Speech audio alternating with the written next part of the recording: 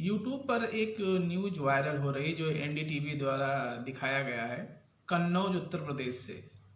कल वहाँ एक व्यक्ति है जिसका नाम अभिनव है, शादी कर रहा था। वो अपनी दूसरी शादी कर रहा था। उसकी शादी पहली शादी 2020 में हुई और पत्नी शादी के 3 माह बाद अपने मायके चली गई। और अभिनव के द्वारा लड़का द्वारा पति द्वारा कहा गया है कि ये बहुत सारे जेवर और जो कैश थे लेके चली गई। उसके पास कह रहे हैं कि मेरा इसका डॉक्यूमेंटेड एविडेंस है, हमारे पास रिकॉर्डिंग है। 2020 में शादी हुई। अब वो कल परसों शायद शादी कर रहे थे, दूसरी शादी कर रहे थे पति महोदय।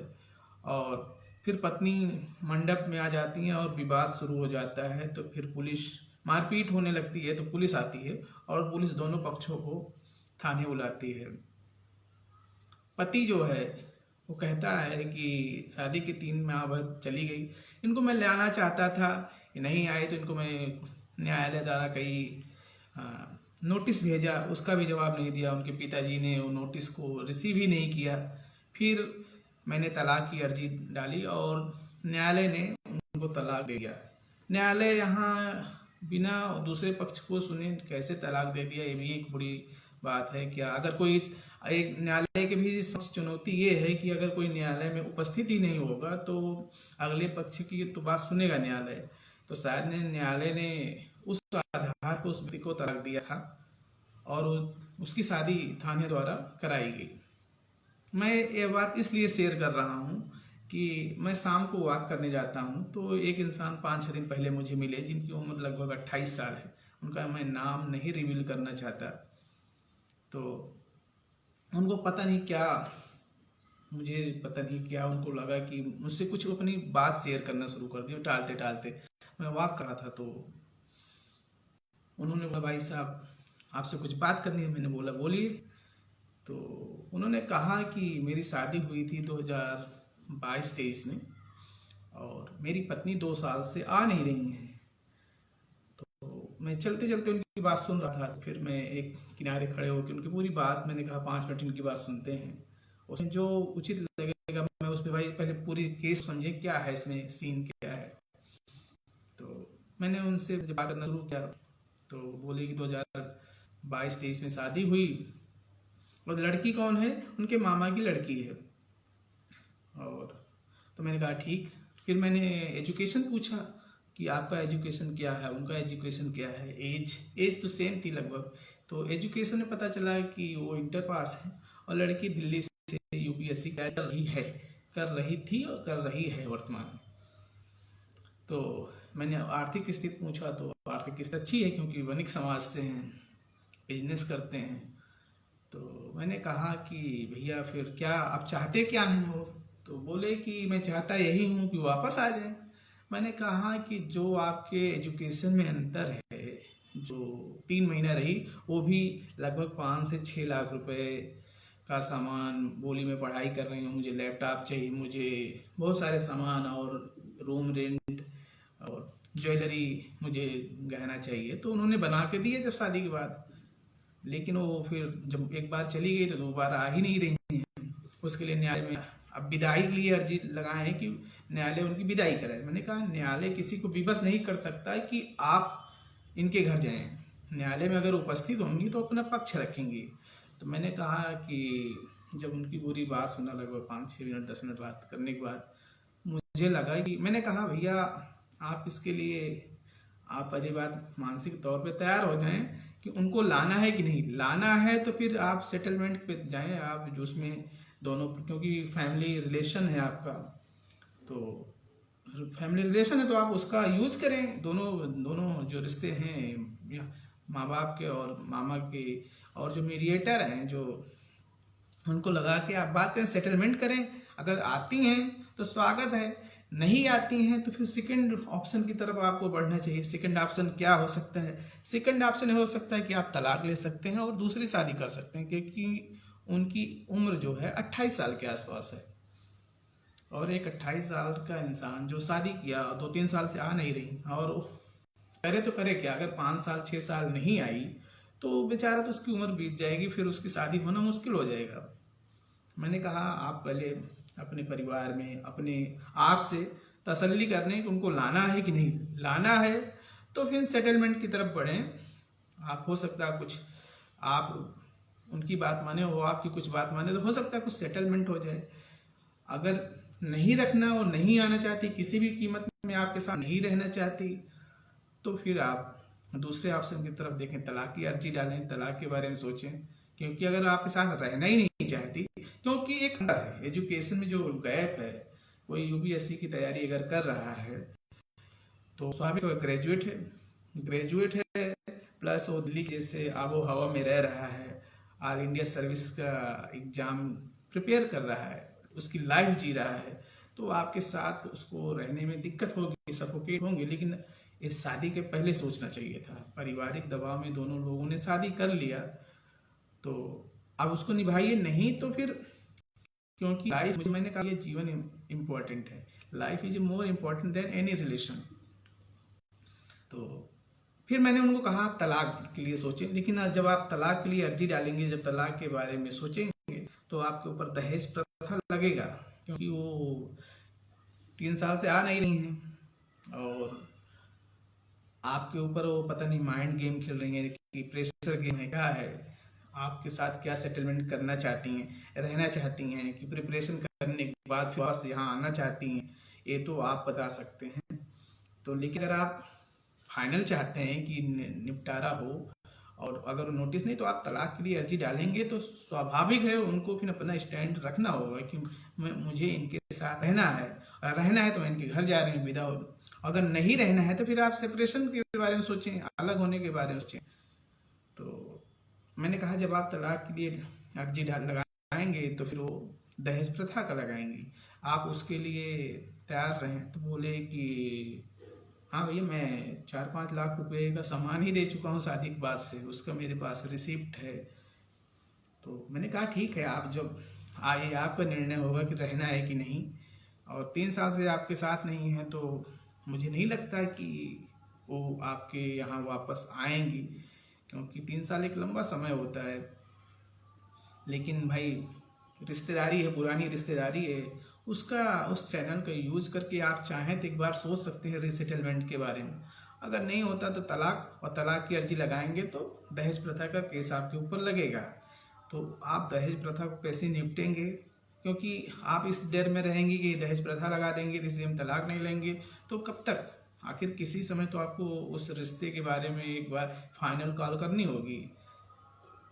तो मैंने उनको तलाक और रिसेटलमेंट के बारे में कहा। मैंने कहा कि अगर वो किसी भी तरीके से, अगर आपको अलग रहना है, आपके परिवार के साथ कोई फैमिली इशू है, कोई उनको प्रिपरेशन के लिए दिल्ली ही रहना है, तो आप उसके बारे में सोच सकते हैं। उनके साथ रहने के लिए जो उनकी थोड़ी कंडीशन है, आप उसके बारे में एक बार सोच सकते हैं। लेकिन अब वो अगर बहुत ज़्यादा विपरीत शर्त रख देती हैं जिसको मानना आपके लिए आसान नहीं है, तो आप सेपरेशन के बारे में सोचें। अगर वो सेटलमेंट आने के लिए तैयार नहीं, किसी भी कीमत पर, किसी भी शर्त पे वो अगर कह रही नहीं आएंगे, तो फिर नहीं आएंगे, तो आप साथ छोड़ दीजिए, पिंडी छोड़ दीजिए, काहे कि जान के पीछे पड़ी हैं। 3 साल हो गया, 5-6 साल और नहीं आएंगी तो दिक्कत हो जाएगी।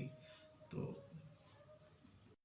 कन्नौज वाला आज मैंने देखा, तो मैंने कहा कि उस केस को इसको कोरिलेट करके अपनी बात करता हूँ, क्योंकि ये एक चलन हो गया है। क्यों, बहुत पहले हमारे मौसी के यहाँ के भी वहाँ ये जो सोने वाला काम करते हैं गोल्ड का, तो वहाँ भी उनकी शादी हुई, वहाँ लड़की गई और वहाँ 1 हफ्ते रही और सारा ज्वेलरी जो था वो लेके चली आई। तो फिर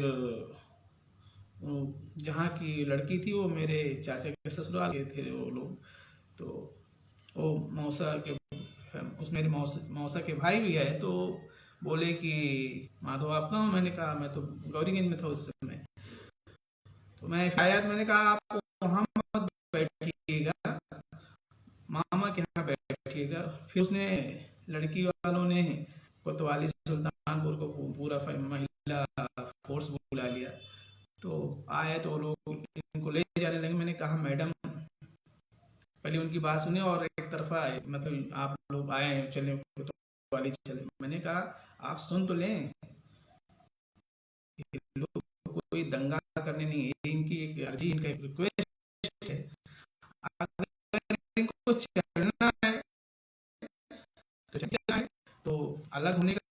प्रस्ताव रखे अलग होने के बारे में, और जो वापस करने के बारे में सोचे। तो जो बात बोली कि कॉल थी, बोली कि आप सुल्तानपुर ले आए हैं, मौसा पे जो उनको, और इस पक्ष को ने कहा आप सुल्तानपुर जाके अपने सेटलमेंट की। ये कई सालों से खेल रहा है। अगर शादी करके 5-7 साल बैठा है कोई, चाहे वो मेल हो चाहे फीमेल हो, अगर कोई आपको लाना चाहता है, कोई आपको आपके साथ रहना चाहता है, तो उसके बारे में सोचना चाहिए। नहीं तो ये क्या है कि 55 साल आप सेपरेशन होके बैठे हैं अलग, और कोई शादी भी नहीं कर सकता, क्योंकि हमारे यहाँ ऐसा कानून है हिंदू मैरिज एक्ट के तहत।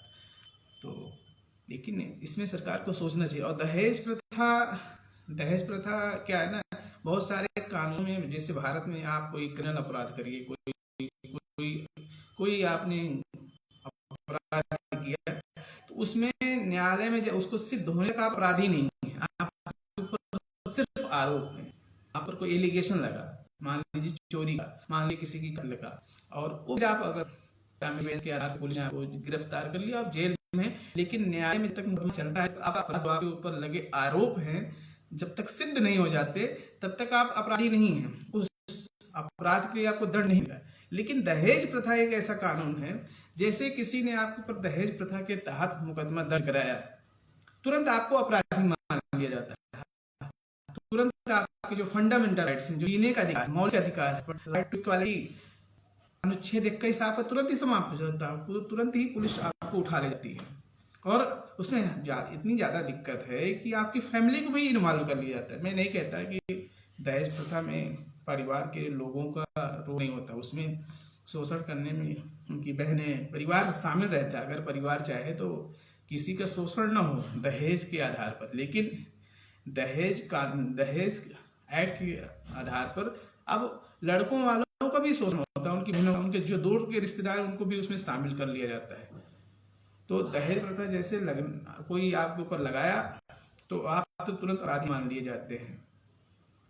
तो ये थोड़ा सा सरकार को इसमें पता नहीं, जो कानून संसद में बना रहे थे तो उनको एक ख्याल नहीं आया कि भारत के मौलिक है, जब तक आपका जो आपके ऊपर लगे आरोप हैं, जब तक सिद्ध नहीं हो जाते, जब तक प्रूफ नहीं हो जाते, विद डॉक्यूमेंट, विद फैक्ट, सबूतों के आधार पर अगर आपके अपराध सिद्ध होते तभी आपको अपराधी माना जाता। नहीं तो ये बहुत सारे ऐसे केसेज में जिसमें लगता है कि अपराधी था, ये अपराधी है, लेकिन सबूत नहीं पाए गए और उसको बरी कर दिया जाता है, सबूतों के अभाव में आपको बरी किया जाता है।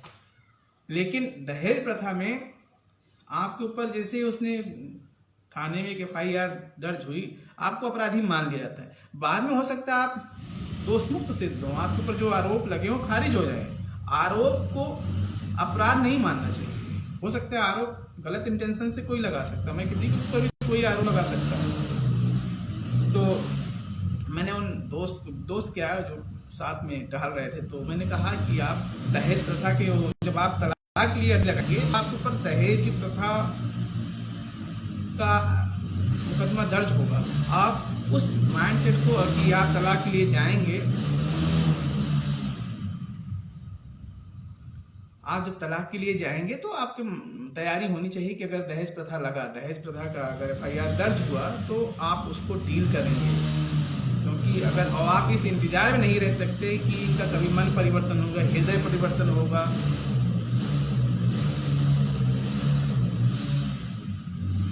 उनका हृदय परिवर्तन होगा तो वो वापस आएंगी। क्योंकि अगर आना होता तो 5 साल 3 साल काफ़ी समय होता है, और जब वो दूसरी शादी कर रहा तो आपको परेशानी हो रही, आप भी दूसरी शादी करिए, आप अपने जीवन में मस्त रहिए, अपने जीवन में मस्त रहे। नहीं तो पता लगा एक दूसरे के प्रति रहे, नहीं तो कोई सुसाइड कर लेता है। तो सुसाइड से बचने के लिए, जीवन जीने के लिए एक दूसरे को अगर साथ नहीं रह सकते तो उनको छोड़ दें, उनके साथ उनकी लाइफ उनको जीने दें। तो क्योंकि मेरे 2 दिन मुझे मिले, मैंने फिर अभी कल मिले थे, तो मैंने कहा कि आप अच्छे वकील से मिलिए और पहले सेटलमेंट के जितने प्रोसेस हैं उसको खंगाल लीजिए कि हो सकता है संभावना, अगर 1% भी संभावना है उनकी वापस आने की, उनकी कुछ अगर जेन्युइन कंडीशन है तो उसको मान के उसको अप्लाई करके आप उन्हें कर सकते हैं। लेकिन अगर वो किसी भी तरीके से आपके साथ नहीं रहना चाहती है किसी भी कंडीशन में, तो फिर आप तलाक के बारे में सोचें। और जब आप तलाक के लिए अर्जी लगाएंगे तब आपके ऊपर दहेज प्रथा लगेगा। आप उस केस में कैसे डील करेंगे, आपके पास क्या प्रिपरेशन है, क्या आपके पास एविडेंस है, क्या आपके पास रिसोर्सेज हैं। क्योंकि उनको अगर सेपरेशन ही लेना होता, उनको अलग ही रहना होता तो तलाक वो भी ले सकती थी। तो आपके साथ वो ना तलाक ले रही, ना आ रही हैं, तो कर क्या रही हैं? तो आप, क्योंकि जब आप किसी के ऊपर एक तलाक की अर्जी लगाएंगे तो उनको सोचने पे विवश हो जाएंगी कि मुझे इस पे कुछ कोर्ट को तो जवाब देना पड़ेगा। जब आप, अगर आपको तलाक हो जाता है तो फिर आप दूसरी शादी कर सकते हैं। अगर वो तलाक नहीं देती तो कोर्ट से आप अर्जी लगाई कि वापस हम इनको साथ रखने को तैयार हो, साथ रखने को तैयार भी हैं। कल भी बोल रहे थे, मैंने कहा कि भैया आप पहले न्यायालय में जाइए, न्यायालय में विदाई नहीं, न्यायालय किसी को जबरदस्ती कहीं विदा नहीं करा सकता। तो अब वो देखिए क्या होता है। और मतलब चलन है कि शादी के बाद बहुत सारे लोग मायके आके बैठ जाते हैं। अरे कोई इश्यूज हैं, कोई मुद्दे हैं तो उसको बैठ के टैकल करें। Thank you.